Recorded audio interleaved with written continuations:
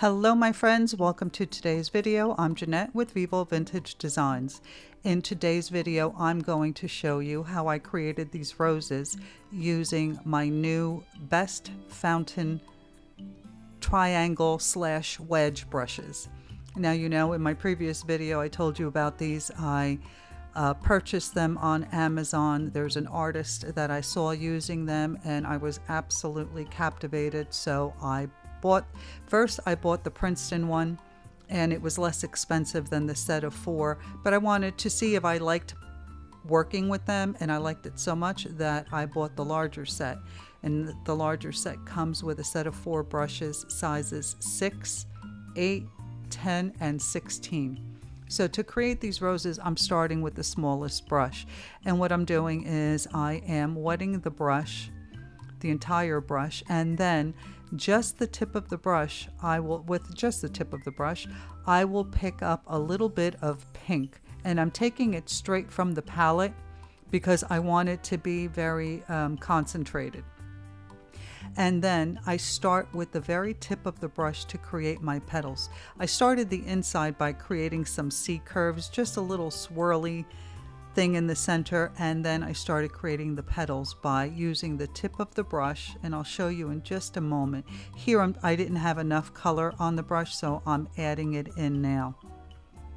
So you see I'm starting with the very tip of the brush, I'm applying pressure and then lifting back up to the tip of the brush, and what happens is you get this gorgeous effect. And when I start my next petal, I go above the petal that I painted and I leave a white space because that looks like the tip of the rose petal. So you can see here, tip of the brush, add pressure, and then lift up to the point of the brush again. And I love how the brush does all the work. You're creating the shadow in the center of the petals, and then the white looks like the petal is bent over or twisted, and it's such an easy, well, it wasn't that easy. I did have to practice for a while, and I still have a lot more practice to do. This looks really nice, but I know that I can do better. So I will continue to practice, but of course, you know, I have to share everything with you. This is a learning channel. I like to think of it that way, where we learn watercolor and alcohol ink together, because I am a self-taught artist, and everything I learn I want to share with you, because if I can do it, you can do it as well. You just have to practice and not give up. You can see in my previous video, I played with these brushes and I was really making quite a mess, but the more I played with it, the more I learned how to use them, and I was able to create some really pretty flowers. And as I mentioned in the previous video, I know that there's a lot more that I can do with these brushes. I just have to continue playing with them and learn how to use them to create the effects that I want. And this was a really fun effect. So you can see that as I am making the outer petals, I'm switching to the larger brushes. And now take note also that I am using the brush on its side. And I know it's a triangle, so you're going to ask, what side? Well, the side, how do I describe this? I'm using it on its side, so the point is on the paper and then that slant is on the other side. So if that doesn't make sense to you, let me know in the comments and I'll try to find a way to explain it to you better. But I think you can actually see clearly what I'm doing.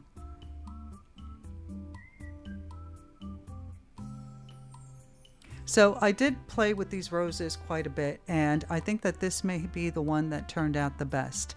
So now I'm using the size 16 brush, and I've double loaded the brush. I dipped it in some very diluted hooker's green, and then I dipped the tip of the brush in a darker shade of green. And you can see here that I start the petals to make these wider petals. Well, here I've moved to a smaller brush, but you can see that I just wiggle the brush and then I lift up to I add some pressure and I lift up to the tip, and then I come around on the other side, and the tip is always at the center of the petal, and I just wiggle it and pull it up again, releasing the pressure. And wiggling it gives you those nice serrated edges that you have on rose petals. And now I'm going to use a smaller brush because I want to have the petals, the leaves all around the rose so that you can see the petals better. So you can see I'm using, I think this is a size 8. No, I think this is the size 10. And how easy is it to create these petals? Again, starting with the tip of the brush, apply some pressure and then lift up to the tip again. And it creates these gorgeous, gorgeous leaves. And I'm double loading again with different shades of green. So by surrounding the rose with these petals, it pulls these leaves rather, it makes the petals stand out more because the edges are white.